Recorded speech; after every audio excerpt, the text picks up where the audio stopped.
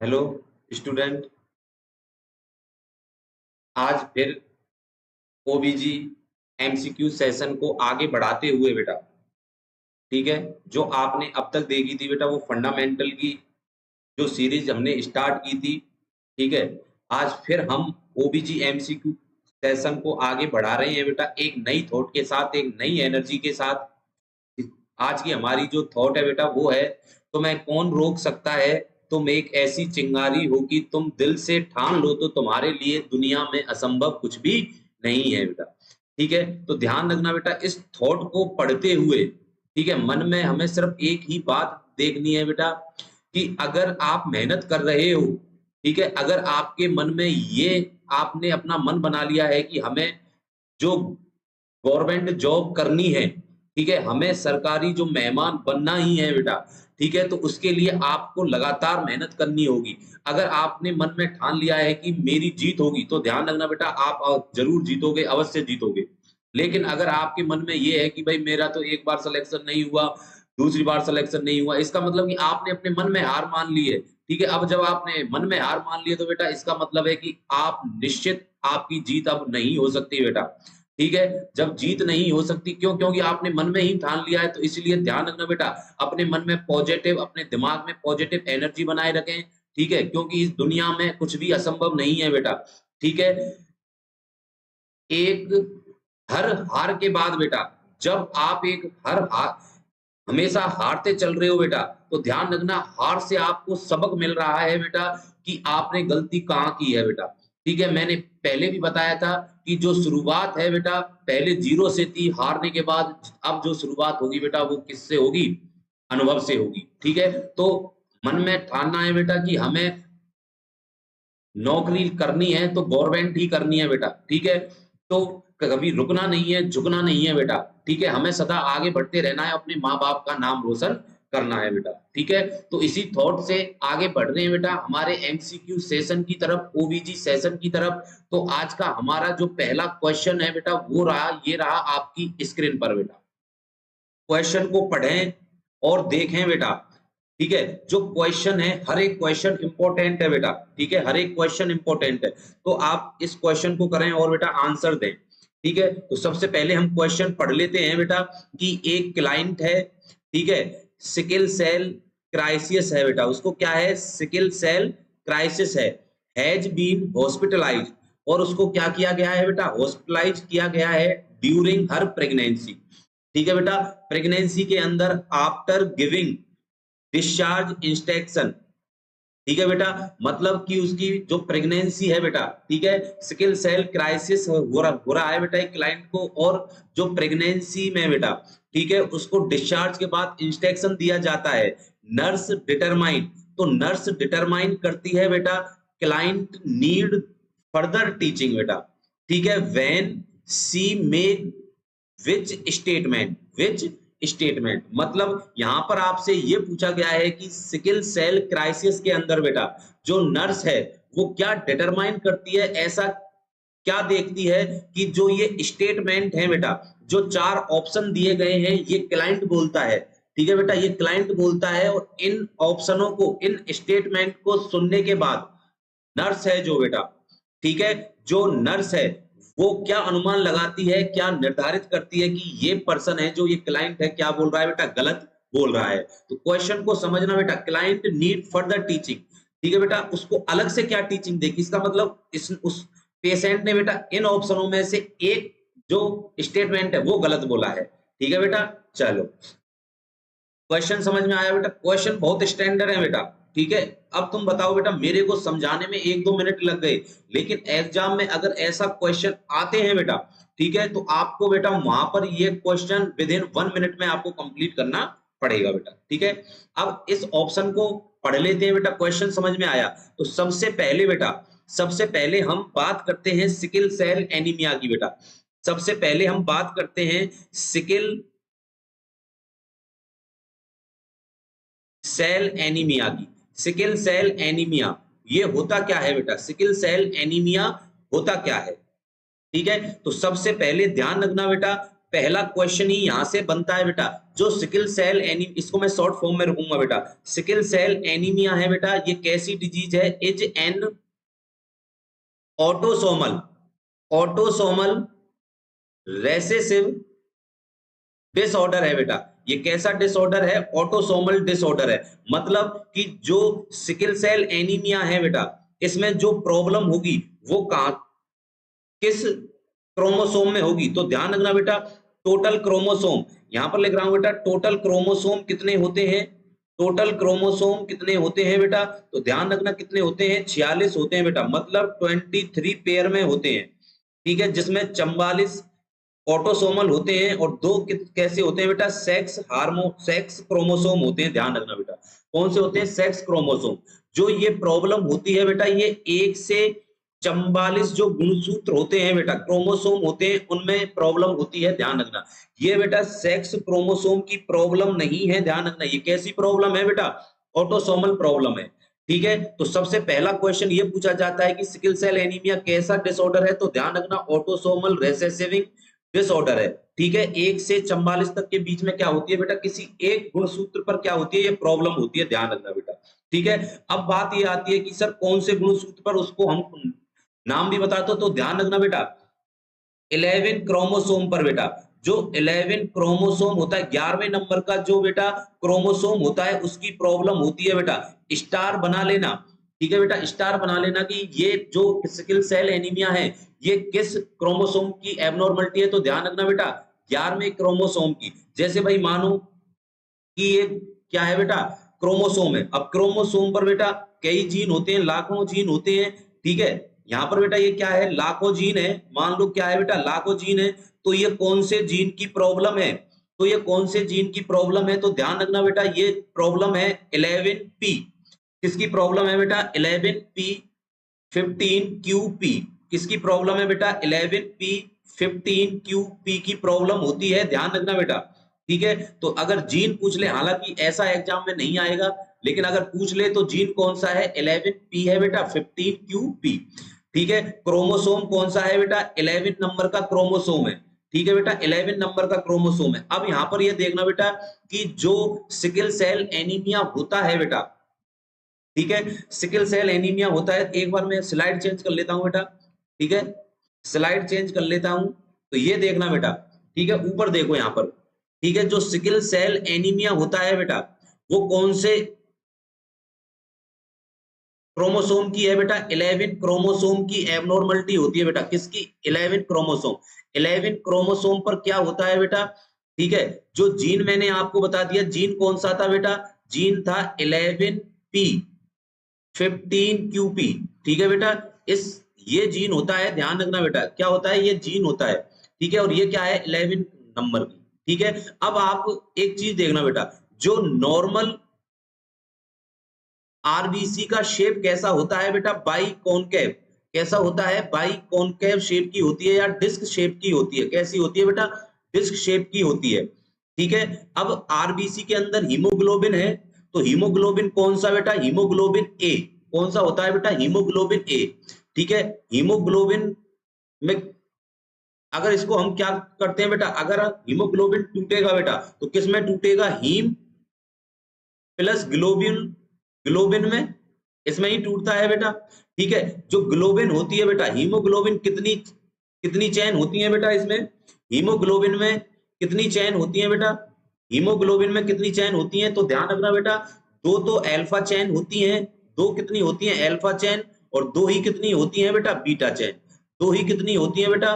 Beta chain. जो alpha chain होता है बेटा, इसमें कितने एमिनो एसिड होते हैं? 141 एमिनो एसिड की बनी हुई होती है बेटा। और जो बीटा चेन है वो कितने की बनी हुई होती है बेटा? 146 एमिनो एसिड की बनी हुई होती है। ठीक है बेटा, तो जो ये प्रॉब्लम होती है, ठीक है, जो हीमोग्लोबिन ए के अंदर जो ग्लोबिन टूटता है, ये कितनी बेटा? एक तो दो अल्फा चेन होती हैं और दूसरी दो बीटा चेन होती है। दो अल्फा चेन के अंदर 141 एमिनो एसिड होते हैं और दो बीटा चेन के अंदर 146 एमिनो एसिड होते हैं। समझ में बात आई? अब जो मैंने आपको बताया था बेटा, जो क्रोमोसोम 11 नंबर का क्रोमोसोम होता है, ठीक है, उसके बेटा 6 नंबर पर, भाई यहां से देखो बेटा कि ये क्या होता है कि जो अपना 11 नंबर का क्रोमोसोम है बेटा, एक चीज देखना, ठीक है, जो अपना 146 एमिनो एसिड होते हैं कि भाई यहां से और यहां तक बेटा, ठीक है, तो एक से और 146 बेटा, ठीक है, 146 जो यहां पर बेटा छठे नंबर का जो एमिनो एसिड होता है बेटा, ठीक है, एक से और 6 नंबर का जो यहाँ पर छठे नंबर का जो बेटा एमिनो एसिड होता है, नॉर्मली यहाँ पर क्या जुड़ा हुआ होता है बेटा, ग्लूटामिक एसिड, क्या जुड़ा हुआ होता है, ग्लूटामिक एसिड, ठीक है। अब जैसे ही 11वें नंबर क्रोमोसोम पर एबनॉर्मलिटी हुई बेटा, ठीक है, तो जो ये छठे नंबर का एमिनो एसिड है जिस पर ग्लूटामिक एसिड जुड़ा हुआ है, ये किसमें रिप्लेस हो जाता है बेटा, किसमें रिप्लेस हो जाता है, वेलिन के रूप में, किसमें रिप्लेस हो जाता है बेटा, वेलिन के रूप में, मतलब ग्लूटामिक एसिड की जगह पर क्या आ जाता है, वेलिन आ जाता है बेटा, क्या आ जाता है, वेलिन आ जाता है। और जब वेलिन आ जाएगा ये क्यों हुआ बेटा, क्योंकि 11 जो नंबर का क्रोमोसोम है उसमें क्या हुई, एबनॉर्मलिटी हुई। समझ में बात आई। अब बताओ, जब एमिनो एसिड वेलिन, यहां पर ग्लूटामिक एसिड की बदली वेलिन आ जाएगा, तो इसका मतलब कि चेन में क्या हो जाएगी बेटा, डिफिकल्टी आ जाएगी, मतलब हीमोग्लोबिन क्या नहीं बन पाएगा बेटा, प्रॉपर हीमोग्लोबिन नहीं बन पाएगा, मतलब आरबीसी की जो शेप है बेटा वो बाई कॉनकेव ना रहकर शेप कैसी हो जाएगी बेटा, चेंज हो जाएगी, क्या हो जाएगी, चेंज। और चेंज होने के बाद कैसी हो जाएगी बेटा, शिकिल शेप की हो जाती है, कैसी हो जाती है, शिकिल शेप की हो जाती है, ध्यान रखना बेटा, मतलब हंसियाकार हो जाती है, ठीक है। और जैसे ही सिकिल शेप की हो जाएगी तो इसका मतलब जो हीमोग्लोबिन जो आरबीसी के अंदर नॉर्मल कैसा था बेटा, एचबीए, अब यहाँ पर हीमोग्लोबिन कैसा हो जाएगा, एचबीएस, हीमोग्लोबिन सिकिल बोलते हैं, ध्यान रखना बेटा, ठीक है। तो यहाँ पर आपसे एग्जाम में पूछेगा कि सिकिल सेल एनीमिया के अंदर हीमोग्लोबिन कौन सा प्रेजेंट होता है, तो ध्यान रखना हीमोग्लोबिन एस प्रेजेंट होता है, ठीक है। तो अब ये देख लो बेटा, आप इस डायग्राम आपकी स्क्रीन पर दिख रहा होगा बेटा, ये वाला डायग्राम, ठीक है, ये वाला, ठीक है, जो ये आरबीसी है बेटा, जहां पर मैं रेड मार्क कर रहा हूं ये वाली आरबीसी है, ये तो सारी क्या है बेटा, नॉर्मल है, आपको एक तरीके से झुंड में नहीं दिखाई दे रही होंगी बेटा, ये सारी क्या है, नॉर्मल है, ये क्या है बेटा, नॉर्मल है, ठीक है। अब यहां पर देखो आप बेटा, दूसरे डायग्राम में इस वाले में ये जो आरबीसी है ये तो नॉर्मल है, ठीक है। अब जो ये आरबीसी है बेटा ये हंसियाकार है या नहीं है बेटा, इस प्रकार की देखना, ठीक है। ये जो आरबीसी आपको यहाँ पर दिखाई दे रही है, ठीक है, ये वाली जो आरबीसी है ये सारी क्या है, हंसियाकार है, ये वाली ये रही बेटा, ठीक है, हंसियाकार है, मतलब कि जो हीमोग्लोबिन एस है, ठीक है, उसमें आरबीसी कैसी हो जाती है बेटा, हंसियाकार हो जाती है। समझ में बात आई बेटा। चलो अब नेक्स्ट देखना बेटा, ठीक है, अभी इस डायग्राम पर आप ध्यान मत दो बेटा, ठीक है, अभी आपको ये समझ में नहीं आएगा, वो आपको मैं बता दूंगा कि ये कैसे देखना है, ठीक है। अब देखो बेटा, जैसे ही हीमोग्लोबिन एस बना, ठीक है, अब इसके क्या क्या साइन सिम्टम आते हैं भाई, आरबीसी है, ठीक है, आरबीसी के अंदर हीमोग्लोबिन है, हीमोग्लोबिन आयरन को क्या करके रखता है, बाइंड, ठीक है, मतलब एक हीमोग्लोबिन का मॉलिक्यूल आयरन के कितने मॉलिक्यूल लेके जाता है बेटा, 4, ठीक है, और एक आयरन का मॉलिक्यूल ऑक्सीजन के कितने मॉलिक्यूल, एक ही मॉलिक्यूल लेके जाता है, ठीक है। तो आयरन किससे बाइंड है, ऑक्सीजन, ठीक है। अब जब बताओ हीमोग्लोबिन में एबनॉर्मलिटी हुई, हीमोग्लोबिन में एबनॉर्मलिटी हुई, आरबीसी में एबनॉर्मलिटी हुई, हीमोग्लोबिन सही नहीं बना, ठीक है, तो जब हीमोग्लोबिन एस बनेगा, सिकल बनेगा, तो आयरन की कमी होगी और ऑक्सीजन की कमी होगी। इट मींस कि ऑर्गनों को बेटा ऑक्सीजन क्या मिलेगी, कम मिलेगी। इट मींस सेल के अंदर क्या होगा, हाइपोक्सिया होगा, क्या होगा बेटा, हाइपोक्सिया होगा, ठीक है। अब हाइपोक्सिया होगा तो इसका मतलब कि ऑक्सीजन क्या है बेटा, कम है, ऑक्सीजन क्या है, कम है। और आपको पता है बेटा कोई भी सेल है जब इसके पास बेटा ग्लूकोज वगैरह आता है, ऑक्सीजन आती है, तो ये क्या करती है बेटा, मेटाबॉलिज्म, ठीक है, मेटाबॉलिज्म करती है। मेटाबॉलिज्म का एंड प्रोडक्ट बेटा, ग्लूकोज का एंड प्रोडक्ट क्या होता है, जो ऑक्सीजन की उपस्थिति में करता है बेटा, पाइरूविक एसिड बनता है, क्या बनता है, पाइरूविक एसिड बनता है। लेकिन यहाँ तो क्या है बेटा, ऑक्सीजन कम है, ठीक है, मतलब पेशेंट को क्या हुआ पड़ा है, हाइपोक्सिया हुआ पड़ा है, हाइपोक्सिया हुआ पड़ा है, तो इसका मतलब ये ऑक्सीजन की अनुपस्थिति में क्या करेगा, मेटाबॉलिज्म करेगा। तो ऑक्सीजन की जब अनुपस्थिति में बेटा, विदाउट ऑक्सीजन, विदाउट ऑक्सीजन जब मेटाबॉलिज्म होता है, ठीक है, मेटाबॉलिज्म होता है तो बेटा कौन सा प्रोडक्ट बनता है? तो ध्यान रखना लैक्टिक एसिड बनता है। क्या बनता है? लैक्टिक एसिड बनता है। और ध्यान रखना जो सिकल सेल एनीमिया की कंडीशन में पेशेंट को क्या होता है बेटा? पेन होता है। पेन होने का कारण क्या है? लैक्टिक एसिड बनना बेटा। क्या है? लैक्टिक एसिड बनना। ठीक है, तो इसमें ध्यान रखना बेटा कैसा पेन होता है? सीवियर पेन होता है। कैसा पेन होता है? Severe pain. क्वेश्चन मार्क कर लेना बेटा इसको। ठीक है, उसके बाद ठीक है, यहां पर देखो बेटा जो एग्जाम में क्वेश्चन अक्सर पूछा जाता है बेटा, क्वेश्चन जो एग्जाम में पूछा जाता है, यहां से फिर क्वेश्चन बता रहा हूं बेटा एग्जाम का। ठीक है, यहां पर नर्सिंग प्रायोरिटी एक्शन पूछा जाता है। अब देखो यहां पर स्टूडेंट कंफ्यूजन हो जाते हैं। मैं ये पूछूं कि नर्सिंग प्रायोरिटी एक्शन क्या होगा जब पेशेंट को सिकल सेल एनीमिया हो चुका है? मैं क्या बोल रहा हूं बेटा? Nursing priority action in sickle cell anaemia. Sickle cell anaemia हो चुका है तो नर्सिंग प्रायोरिटी एक्शन होता है बेटा ऑक्सीजन सप्लाई दो बेटा। क्या दो? ऑक्सीजन सप्लाई दो। पहला क्वेश्चन बेटा कोई कंफ्यूजन नहीं है, राइट आंसर है बेटा। ठीक है, दूसरा क्वेश्चन जो एग्जाम का बनता है माय डियर बॉय, दूसरा क्वेश्चन ये बनता है कि नर्सिंग प्रायोरिटी एक्शन, ठीक है बेटा, in sorry of sickle cell anaemia. Sickle cell anaemia के अंदर, ठीक है बेटा, सिकल सेल एनीमिया में नर्सिंग प्रायोरिटी एक्शन। यहां पर तो सिकल सेल एनीमिया हो चुका है, यहां पर आप क्या करोगे बेटा? ठीक है, यहां पर सही जो वर्ड होगा बेटा वो नर्सिंग प्रायोरिटी एक्शन प्रिवेंशन हो सकता है। क्या हो सकता है बेटा? प्रिवेंशन। ठीक है, prevention is the right answer. ठीक है, तो यहां पर प्रिवेंशन अगर हम देखें सिकल सेल एनीमिया में तो आंसर क्या होगा? फ्लूइड सप्लाई देना बेटा, फ्लूइड, प्रॉपर फ्लूइड। ठीक है बेटा, प्रोवाइड करना किसको बेटा? पेशेंट को। ठीक है, तो यहां पर दो क्वेश्चन बेटा मैंने आपको बताए, एक तो सिकल सेल एनीमिया के अंदर nursing priority action O2 supply. अगर हमें प्रिवेंट करना है, सिकल सेल एनीमिया को रोकना है तो हमें पेशेंट को क्या देना पड़ेगा बेटा? फ्लूइड देना पड़ेगा। दोनों अलग क्वेश्चन है और इंपॉर्टेंट क्वेश्चन है बेटा। ठीक है, अब ज्यादा एक्सप्लेनेशन यहां पर दे नहीं सकते। ठीक है, अब ये जो डायग्राम आपको दिख रहा है बेटा, ये वाला जो डायग्राम आपको यहाँ पर दिख रहा है, ये डायग्राम इसलिए बनाया है बेटा, ये क्या है? ये एक टेस्ट है। क्या है? एक टेस्ट है। इस टेस्ट को बोलते हैं बेटा सिकल साइडेक्स टेस्ट। ठीक है, सिकल साइडेक टेस्ट बोला जाता है। इसमें क्या होता है देखो, जो ये वाला है ये तो क्या है बेटा? नॉर्मल है। ये क्या है? नॉर्मल है। तो इसमें जो आरबीसी है वो कैसी है? बाई कॉनकेव शेप की। ठीक है, अब यहां पर जो आपको बेटा इस ये देखो, ये दो क्या ली गई है बेटा?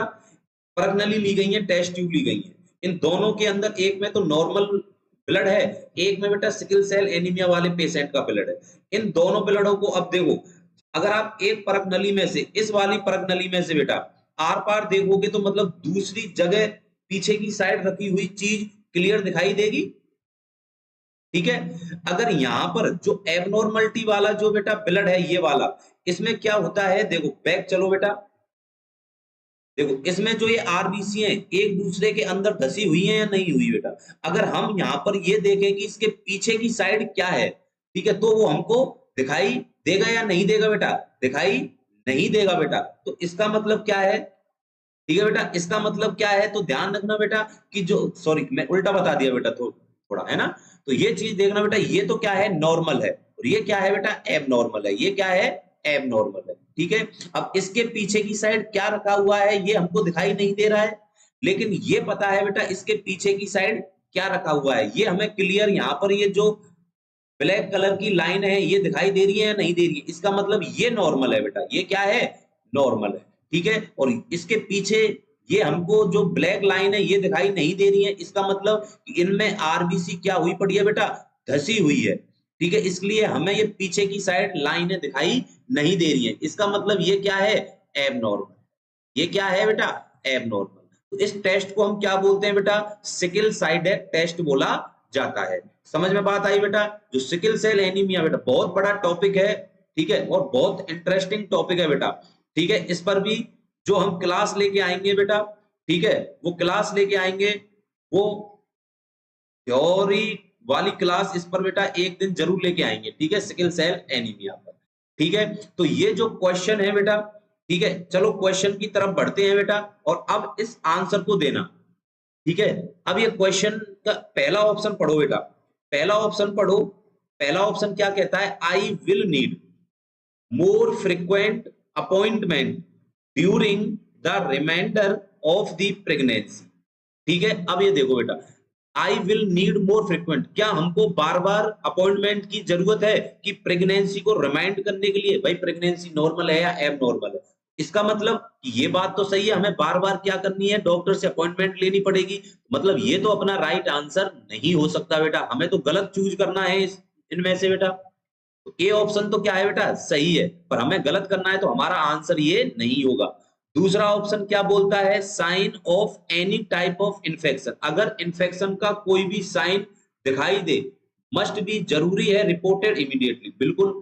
अगर पेशेंट को बेटा इन्फेक्शन का कोई भी साइन दिखाई दे रहा है, इन्फेक्शन के साइन कौन कौन से, रेडनेस, स्वेलिंग, वार्मनेस और पेन, इन चारों में से अगर हमको कोई भी साइन दिखाई दे रहा है तो तुरंत हमें डॉक्टर को क्या करनी है, इन्फॉर्म, मतलब ये भी अपना राइट आंसर, ये भी क्या है बेटा, राइट क्या है बेटा, स्टेटमेंट है, लेकिन हमको तो क्या छांटना है बेटा, गलत स्टेटमेंट, तो ये भी अपना ऑप्शन नहीं हो सकता, ठीक है। Next, at the earliest sign of a crisis I need to seek treatment, बिल्कुल सही बात है, जैसे ही बेटा सिकल सेल एनीमिया क्राइसिस का हमें कोई भी साइन क्या हो बेटा दिखाई दे, तो तुरंत आवश्यक है सिक ट्रीटमेंट, उसका तुरंत क्या लें, ट्रीटमेंट लें। तो इसका मतलब ये स्टेटमेंट भी क्या है, सही है, मतलब तीनों स्टेटमेंट क्या है, सही है। तो लेकिन हमारे आंसर ये नहीं हो सकते, क्यों, क्योंकि हमें तो गलत छांटना है जो कि पेशेंट बोल रहा है बेटा। तो चौथा ऑप्शन, इसका मतलब चौथा ऑप्शन अपना राइट आंसर होगा बेटा, चौथा option is the right answer, I will need, आवश्यक है to take an iron supplement even if my laboratory value, अगर नॉर्मल है तो हमें देना क्यों है आयरन, ठीक है। और सिकल सेल एनीमिया में कौन सा आयरन काम करेगा, क्योंकि क्या है बेटा, वहां पर तो हीमोग्लोबिन ही क्या है, डिसफंक्शन हुआ पड़ा है, डेस्ट्रैक्ट हुआ पड़ा है, शेप चेंज की हुई है, तो अपना जो राइट आंसर है वो क्या होगा बेटा, चौथा होगा। मतलब कि जो अपना चौथा ऑप्शन है बेटा वो एक रॉन्ग स्टेटमेंट है, कि ऐसा करने पर जो नर्स है उसको बेटा और ज्यादा क्या करेगी, टीचिंग प्रोवाइड करनी है, ठीक है। तो यहां पर राइट आंसर बना बेटा अपना क्या, D option is the right answer, ठीक है बेटा। तो ये था बेटा सिकल सेल एनीमिया पर थोड़ी सी थ्योरी, ठीक है, अभी तो आधी भी नहीं बताई बेटा, ठीक है, 15% भी सिकल सेल एनीमिया के अंदर आपको थ्योरी नहीं पढ़ाई है, लेकिन जो भी आपको बताया है दोनों क्वेश्चन एग्जाम में पूछे गए हैं बेटा, ठीक है, ये दोनों क्वेश्चन, ठीक है। चलो नेक्स्ट क्वेश्चन की तरफ मूव करते हैं, और आज का जो सेकंड क्वेश्चन है बेटा वो ये रहा आपकी स्क्रीन पर, पढ़ो बेटा, ठीक है। बहुत इंपॉर्टेंट क्वेश्चन है बेटा, ओबीजी का 5 स्टार बना लेना इस क्वेश्चन को भी, एक एक क्वेश्चन बेटा झांट कर लाए हैं, ठीक है। चलो बेटा, क्वेश्चन क्या कहता है, एक वुमेन हु हैज गिवन, एक वुमेन है बेटा जन्म देती है एक हेल्थी न्यूनेट को, चलो बहुत बढ़िया है, न्यूनेट कैसा है बेटा, हेल्थी, हेल्थी भी होना भी चाहिए, इज बीइंग डिस्चार्ज, ठीक है बेटा, हेल्थी न्यूनेट को जन्म देने के बाद क्या हुआ बेटा, महिला डिस्चार्ज हो गई, as part of discharge teaching, मतलब कि डिस्चार्ज के दौरान उसको क्या दी जा रही है, टीचिंग दी जा रही है। नर्स इंस्ट्रक्ट करती है क्लाइंट को, observe vaginal discharge for postpartum haemorrhage, मतलब कि नर्स उसको इंस्ट्रक्ट कर रही है कि ये ऑब्जर्व करते रहे कि कितनी ब्लीडिंग हो रही है, मतलब पोस्टपार्टम हेमरेज, ठीक है बेटा, डिलीवरी के बाद कितनी ब्लीडिंग हो रही है, and notify the health care, अगर आपको ये ठीक है बेटा कि ज्यादा ब्लीडिंग हो रही है, ज्यादा पोस्टमार्टम हेमरेज हो रहा है, तो तुरंत किसको इन्फॉर्म करें बेटा, हेल्थ केयर प्रोवाइडर, समझ में बात आई बेटा, हेल्थ केयर प्रोवाइडर को, ठीक है। अब ब्लीडिंग को कैसे चेक करेगी, ठीक है, तो ये तो बहुत ज्यादा सरल क्वेश्चन है बेटा, ठीक है, ज्यादा सरल क्वेश्चन, लेकिन इससे पहले बेटा, ठीक है, मैं आपको बता देता हूं कि कितने अमाउंट ब्लड, अगर आपसे बेटा एग्जाम में, क्योंकि नॉर सेट का दौर चल रहा है, एग्जाम में पूछ सकता है बेटा एम्स कि 500 ml ब्लड लॉस हुआ, 1000 ml ब्लड लॉस हुआ, 2000 ml ब्लड लॉस हुआ, तो डायग्राम देके बेटा, ठीक है, पिक्चर देके आपसे पूछ सकता है बताओ कितने ml ब्लड लॉस हुआ है बेटा, ठीक है। तो उसके लिए मैं आपको बेटा यहां पर दिखा देता हूं डायग्राम। बहुत बढ़िया बेटा, लिख लेना बेटा, ठीक है। ये क्वेश्चन आया हुआ है एम्स कंबाइंड एग्जाम में, ठीक है, जिसमें Raipur AIIMS, Jodhpur AIIMS, Delhi AIIMS का एग्जाम हुआ था, जो दिल्ली एम्स ने कराया था, ठीक है, 2-3 साल बाद, उसमें ये क्वेश्चन आया हुआ है।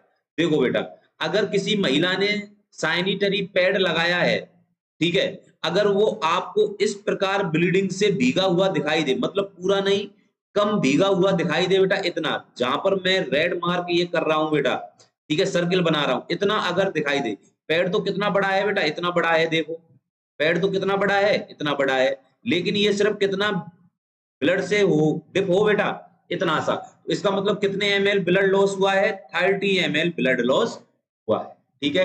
अगर ये पूरा का पूरा अगर क्या हो बेटा, डिप हो ब्लड के अंदर, तो इसका मतलब कितना ब्लड लॉस हुआ है, 100 ml, 100 ml ब्लड लॉस हुआ है बेटा। दोनों ही क्वेश्चन मार्क कर लेना बेटा। अब यहां पर अगर मानो कि ब्लड से किडनी ट्रे ही भर जाए, ये क्या है बेटा, किडनी ट्रे है ना, किडनी जैसी लग रही है बेटा, ठीक है, अगर ये पूरी भर जाए तो इसका मतलब कितने ब्लड लॉस हुआ है, 500 ml।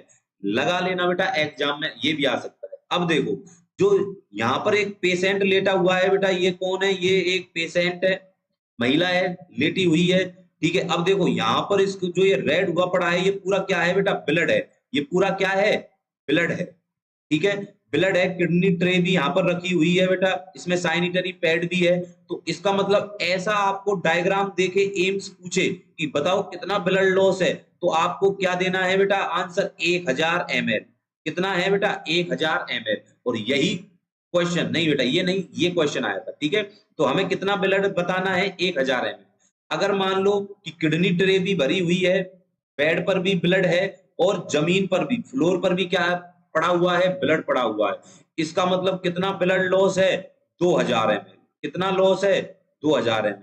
यही क्वेश्चन की तो बात कर रहा था, किसमें आया था, एम्स कंबाइंड में बेटा, किसमें आया था, एम्स कंबाइंड में। तो इसको ये पूरा ये पिक्चर दे रखी थी और पूछा था कितने ml ब्लड लॉस हुआ है बेटा। समझ में बात आई, तो इस डायग्राम को जरा ध्यान से देखना है बेटा, ठीक है। और जो फ्लोर पर अगर बेटा इतने इतने फ्लोर पर अगर क्या हुआ है, ब्लड फैला हुआ है, तो इसका मतलब कितना है, 100 सेंटीमीटर डायमीटर, मतलब इसका जो डायमीटर है बेटा फ्लोर का, ये कितना भीगा हुआ है ब्लड से, ठीक है बेटा, 100 सेंटीमीटर तक, इसका मतलब कितना ब्लड लॉस हुआ है, 1500 ml, मतलब 1500 ml ब्लड लॉस हुआ है। समझ में बात आई।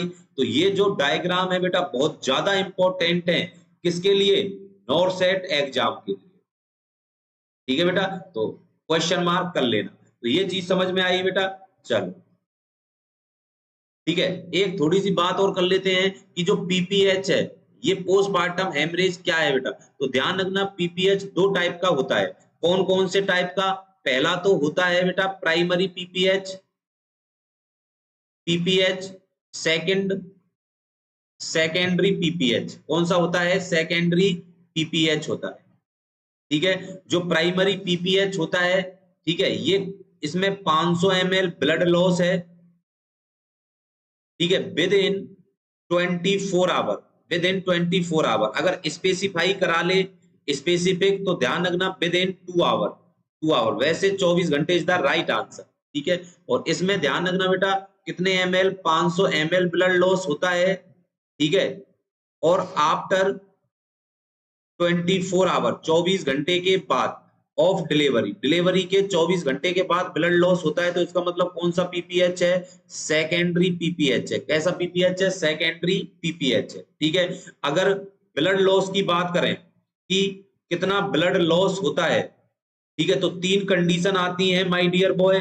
एक तो नॉर्मल डिलीवरी के दौरान, नॉर्मल डिलीवरी के दौरान कितना ब्लड लॉस होता है, आंसर होगा 500 ml, ठीक है। सीएचओ में कई बार क्वेश्चन रिपीट हुआ है, 5 स्टार लगाकर चलना बेटा इसको आप, ठीक है। दूसरा यहाँ पर जो है बेटा वो कौन सा होता है, तो ध्यान रखना अगर सिजेरियन सेक्शन हुआ है, सिजेरियन सेक्शन हुआ है तो कितना blood loss 1000 ml blood loss PPH में हो सकता है। नेक्स्ट है सिजेरियन हिस्टेरेक्टोमी, ठीक है, पेशेंट को क्या हुई है, हिस्टेरेक्टोमी हुई है और सिजेरियन हुआ है तो कितना 1500 ml ब्लड लॉस हो सकता है, मतलब 1.5 लीटर ब्लड लॉस हो सकता है। इसको थोड़ा सा आपको ध्यान रखना है, ठीक है। तो ये हुआ बेटा हमारा पीपीएच का कुछ थोड़ा सा इंट्रोडक्शन। अब हम चलते हैं अपने क्वेश्चन की तरफ बेटा, क्वेश्चन को पढ़ना, ठीक है। आपको सिर्फ इस क्वेश्चन में इतना बताना है कि आप ब्लीडिंग को कैसे नोटिफाई करोगे डॉक्टर के लिए। पहला ऑप्शन क्या कहता है, bleeding that become lighter each day, अगर ब्लीडिंग क्या हो ईच डे प्रत्येक दिन कम हो, लाइटर मतलब कम बेटा, ठीक है, मतलब ट्रांजिस्ट क्षणिक थोड़ी बहुत हो, इसका मतलब इस पर तो आप क्या नहीं करोगे, हेल्थ केयर प्रोवाइडर को इन्फॉर्म नहीं करोगे, इसका मतलब ये ऑप्शन अपना खोटा हो गया, रॉन्ग हो गया। Clot the size of grapes, मतलब कि जो क्लॉट की जो साइज है वो कैसी होनी चाहिए, अंगूर के दाने जैसी, इसका मतलब ये तो है नहीं बेटा, ठीक है, ये नहीं है, ध्यान रखना। नेक्स्ट चौथा ऑप्शन है बेटा lochia that last longer than 1 week, मतलब 1 वीक से, अरे लोचिया तो कितने 3 वीक तक क्या होता है बेटा निकलता है, तो इसका मतलब ये आंसर भी अपना नहीं हो सकता। अपना ऑप्शन कौन सा बता, सी बचा बेटा, सैचुरेटिंग ए पैड इन एन आवर, अगर 1 घंटे के अंदर अंदर, ठीक है, पैड क्या हो जाए पूरा सैचुरेट हो जाए, मतलब भीग जाए, तो इसका मतलब हमें किसको इन्फॉर्म करना है, हेल्थ केयर प्रोवाइडर को। C option is the right, मतलब आपको बेटा सैनिटरी पैड से, ठीक है, आपको ये पता लग जाएगा कि ब्लीडिंग कितनी हो रही है बेटा, ब्लीडिंग कितनी हो रही है, इट मींस ब्लड लॉस कितना हो रहा है, तो C option is the right answer.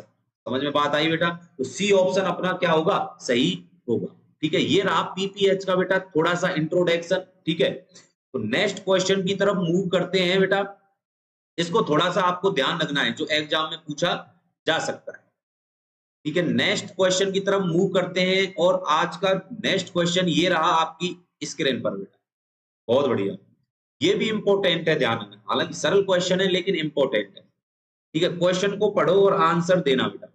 Question क्या कहता है, एक मल्टी ग्रेविड क्लाइंट है, 34 वीक की गेस्टेशन है, विजिट पर आई है हॉस्पिटल में, क्योंकि उसको सस्पेक्ट, महिला को ये लग रहा है कि हर वाटर आज जो उसकी एमनियोटिक फ्लूइड है बेटा, उसकी जो एमनियोटिक फ्लूइड की मेम्ब्रेन है वो क्या हो गई है, रप्चर हो चुकी है।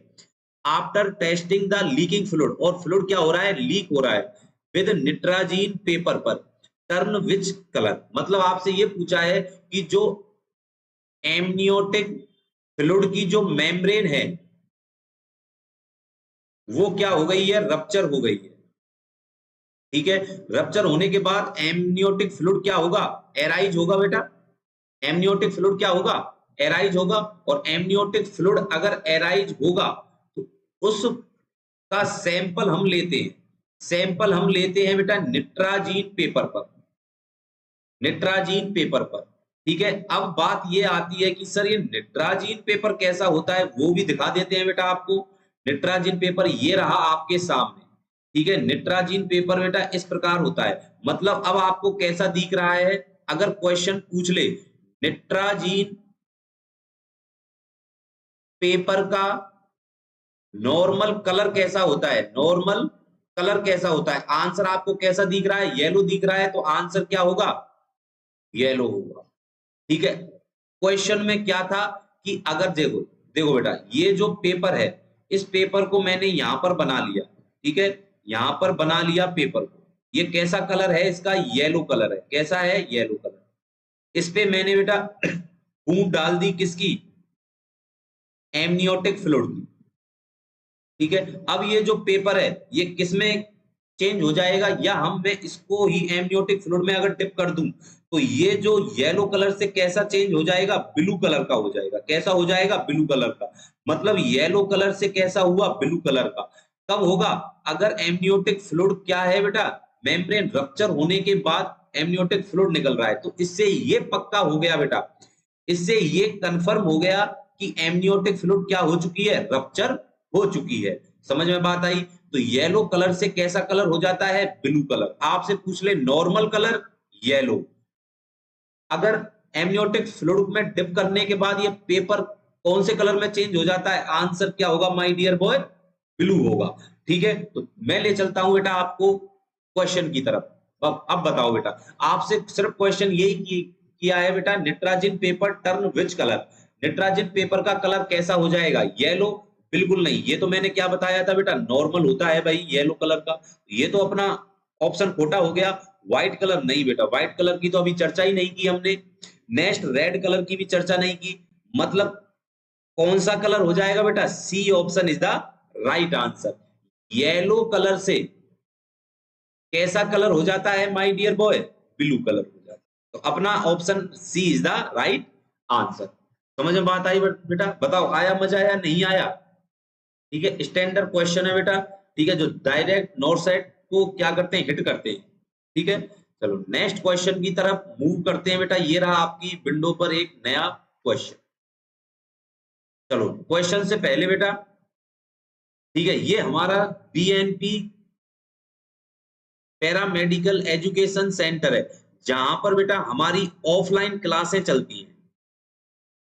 ठीक है, ऑफलाइन जो हमारी नॉर्सेट जितने भी ऑल सीएचओ हैं उसकी तैयारी होती है, कराते हैं बेटा UP NRHM, RRB, ESI, BHU, AMU. ठीक है, ऑल कॉम्पिटिशन नर्सिंग एग्जाम की क्या कराते हैं, तैयारी कराते हैं। ठीक है, अगर आपको रजिस्ट्रेशन कराना है तो बेटा जो ये नीचे नंबर दिए हैं इन पर कांटेक्ट करें। और जो हमारी कोचिंग है ये जनकपुरी में माहौली रोड मथुरा में स्थित है बेटा। ठीक है, नेक्स्ट ये रहे बेटा बीएनपी के कुछ सिलेक्टेड सितारे। ठीक है, जो कहीं ना कहीं यूपी सीएचओ, राजस्थान सीएचओ, ठीक है, बिहार सीएचओ, ईएसआई वगैरह में क्या है, सिलेक्टेड। ठीक है बेटा, नेक्स्ट चलते हैं बेटा अपने क्वेश्चन की तरफ। ये रहा बेटा आपके सामने न्यू क्वेश्चन। क्वेश्चन को पढ़ें बेटा, स्टैंडर्ड क्वेश्चन है। लैंग्वेज से मत घबराना, लैंग्वेज बेटा ध्यान रखना, जितना बड़ा क्वेश्चन उतना ही इजी क्वेश्चन होता है।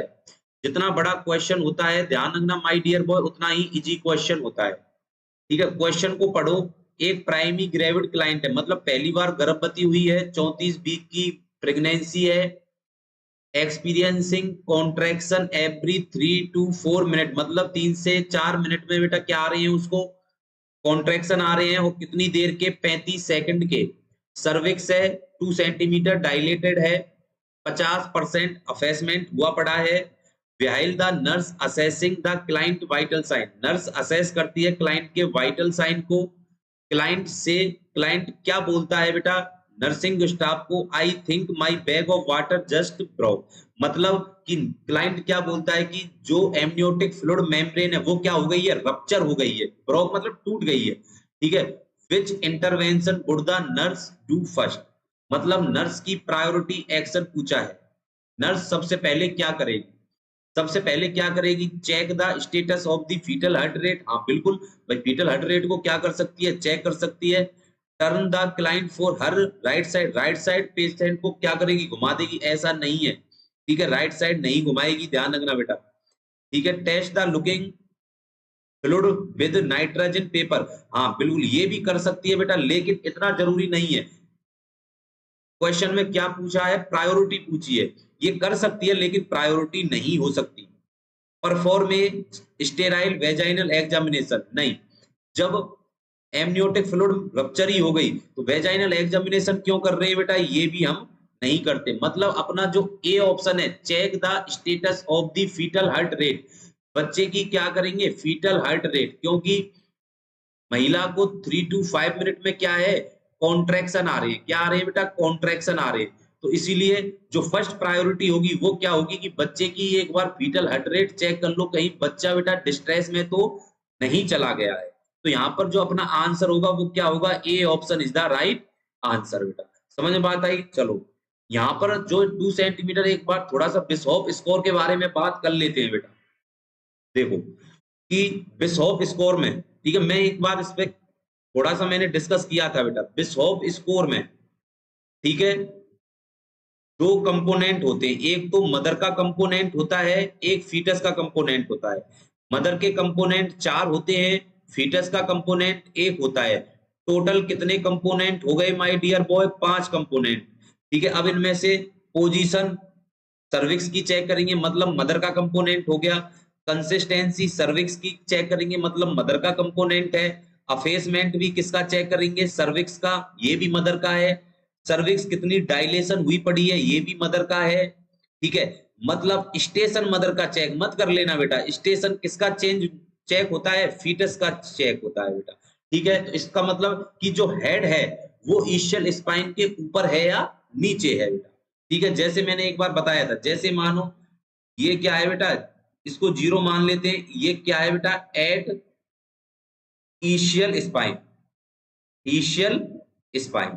ठीक है, अब ऊपर की साइड बढ़े तो -1 -2 -3, नीचे की साइड +1 +2 +3। अगर मैं ये कहूं कि फीटल का हेड +1 पर है, इसका मतलब कहां पर है बेटा? वो ईशियल स्पाइन के नीचे है, ध्यान रखना। अगर मैं कहूं कि -3 पर है, तो अभी तक ध्यान रखना बेटा, डिसेंट नहीं हुआ है। हेड कहां पर है बेटा फीटल का? एबव द ईशियल स्पाइन के ऊपर। और यहां पर अगर मैं कहूं कि नीचे है, तो बिलो द ईशियल स्पाइन के नीचे है बेटा। ठीक है, तो 4 कंपोनेंट यहां पर किसके हो गए माय डियर बॉय? 4 कंपोनेंट तो किसके हुए? मदर के, और एक कंपोनेंट किसका हुआ? फीटस का। अगर इसमें बेटा ध्यान रखना, जो टोटल मार्किंग होती है बेटा, वो कितनी होती है टोटल मार्किंग? तो ध्यान रखना, मिनिमम मार्किंग तो होती है इसमें, टोटल मार्किंग 3 होती है। ठीक है, मिनिमम मार्किंग की बात कर रहा हूं बेटा, स्कोर की बात नहीं कर रहा। मिनिमम मार्किंग 0 और मैक्सिमम मार्किंग कितनी होती है माय डियर बॉय? 3 होती है। कितनी होती है? 3 होती है, ध्यान रखना। ठीक है, और इसमें जो टोटल स्कोर है बेटा, वो कितना होता है? 13 होता है। कितना होता है? 13 टोटल स्कोर होता है। ठीक है, अब इसको एक बार चेक कर लेते हैं। ठीक है, 0 1 2 3। ठीक है, ये क्या है? मार्किंग है बेटा, ये क्या है? मार्किंग है। ठीक है, अगर मानो कि सर्विक्स की जो बेटा पोजीशन है वो कहां पर है? पोस्टीरियर में है अभी, तो इसका मतलब कि 0 नंबर देंगे। अगर मिडिल में है तो 1 नंबर दे देना। एंटीरियर है, आगे आ गई है, तो इसको 2 नंबर दे देना। ठीक है, कंसिस्टेंसी। ठीक है, कंसिस्टेंसी मतलब पतली है या मोटी है, क्या? सर्विक्स। अगर सर्विक्स मोटी है, तो अभी तक ध्यान रखना कि महिला प्रेगनेंसी डिलीवरी के लिए रेडी नहीं है। मीडियम है, तो इसका मतलब कुछ रेडी हो चुकी है। अगर आपको सर्विक्स सॉफ्ट दिखाई दे रहा है, तो इसका मतलब ध्यान रखना बेटा कि सॉफ्ट है। जो महिला प्रेगनेंसी के लिए, सॉरी, लेबर के लिए क्या है? डिलीवरी के लिए क्या है? रेडी है। समझ में बात आई? अब मेरा यहाँ पर एक क्वेश्चन बेटा, ठीक है, एक क्वेश्चन मैं आपको देता हूं, क्वेश्चन लिख लेना। इस क्वेश्चन का आंसर माय डियर बॉय आपको कमेंट में लिखना है। ठीक है, कमेंट में लिखना है, क्योंकि कमेंट ध्यान रखना बेटा, हम सब बच्चों के पढ़ते हैं। ठीक है, तो कमेंट, मेरा क्वेश्चन ये है, ठीक है, कि which is hormone responsible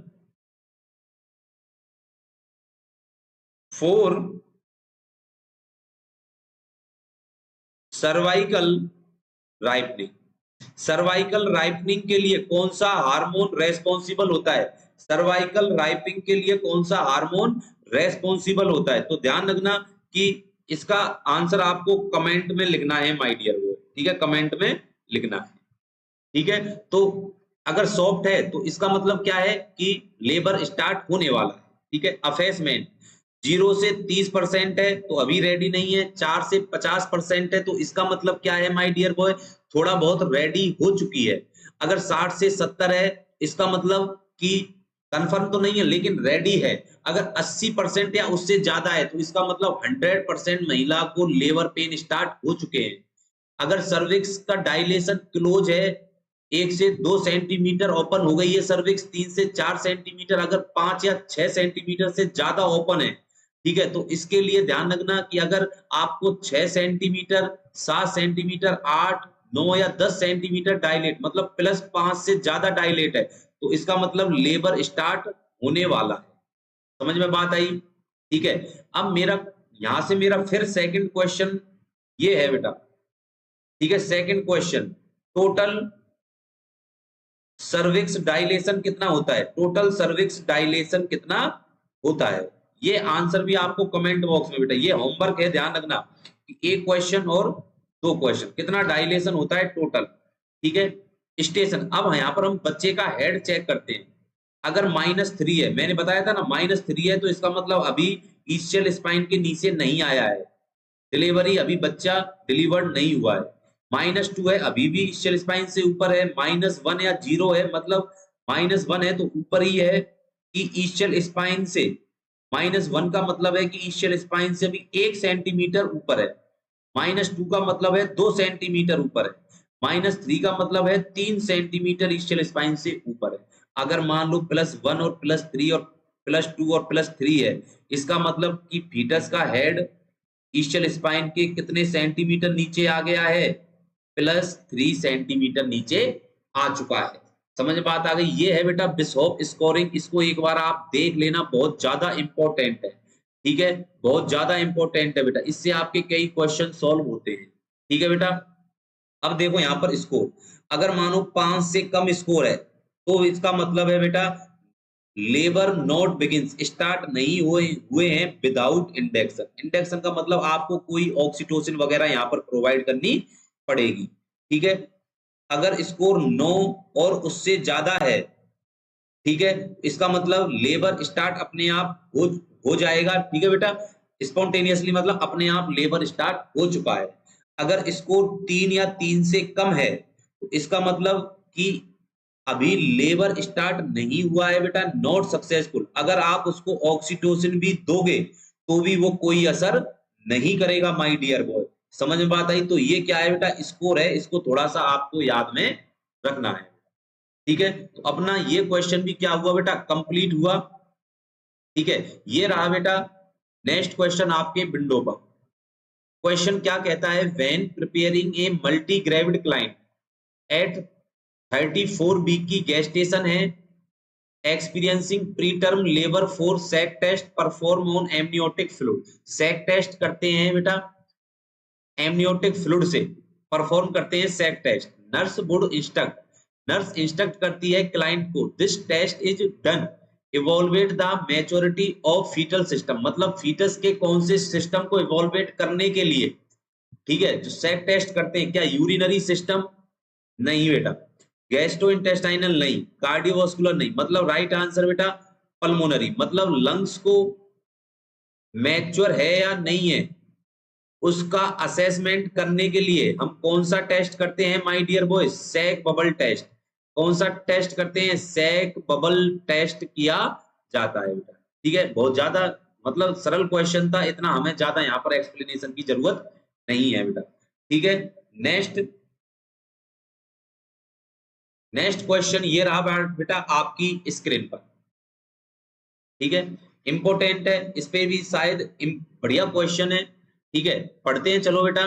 primary health care provider prescribe betamethasone, क्या देता है बेटा, क्वेश्चन को पढ़ना बहुत इंपॉर्टेंट है। बीटा मेथासन देता है बेटा health care provider for a 34 साल की मल्टी ग्रेविड क्लाइंट है और 32 वीक की क्या है, उसको प्रेगनेंसी है, who is experience preterm labour, ठीक है, उसको क्या होने वाला है, preterm labour. Previous the client has experience one infant death due to, मतलब उसके जो पहले एक बच्चा हुआ था वो बेटा मर गया था, किसकी वजह से, क्योंकि वो 32 वीक पर, मतलब कि 28 वीक पर ही क्या हो गई थी, डिलीवरी हो गई थी, प्री टर्म डिलीवरी हो चुकी थी, इसलिए उसका एक बच्चा मर गया था। Nurse explain that this drugs given for which region, मतलब कि जो बीटा मेथासन है इसमें सिर्फ, बाकी की तो कहानी है बेटा, सिर्फ यहाँ पर जो ये वाली लाइन है इसमें सिर्फ ये पूछा है कि जो बीटा मेथासन हम देते हैं वो क्यों देते हैं, सिर्फ ये पूछा है। तो betamethasone to enhance fetal lungs maturity, very good बेटा, पहला ही ऑप्शन हमको यहाँ पर मिल गया कि फीटस लंग्स की मैच्योरिटी को बढ़ाने के लिए, बिल्कुल सही बात है, अपना A option is the right answer है बेटा। और ऑप्शन भी पढ़ लेते हैं, टू काउंटर द इफेक्ट, नहीं बेटा, टोकोलाइटिक एजेंट का एंटीडोट थोड़ी है ये, बिल्कुल बकवास है बेटा ये तो। टू ट्रीट कोरियो एमनियोटाइटिस, नहीं बेटा, इन्फ्लामेशन के लिए नहीं देते। To decrease neonatal production of surfactant. ये प्रोडक्शन को क्या करता है, कम करता है? नहीं बेटा, बढ़ाता है। क्या करता है? बढ़ाता है। ठीक है, अपना राइट आंसर क्या होगा बेटा? ए इज द राइट आंसर। समझ में बात आई बेटा? ये थे बेटा कुछ क्वेश्चन ओबीजी के। ठीक है, इसी के साथ हमारा आज का ओबीजी एमसीक्यू सेक्शन बेटा खत्म हुआ। नेक्स्ट कल मिलते हैं फिर एक नई एनर्जी, नई ऊर्जा के साथ, कुछ इंपॉर्टेंट टॉपिकों के साथ। ठीक है, इसके लिए इसके बाद बेटा, ठीक है, ओके, बाय, गुड नाइट।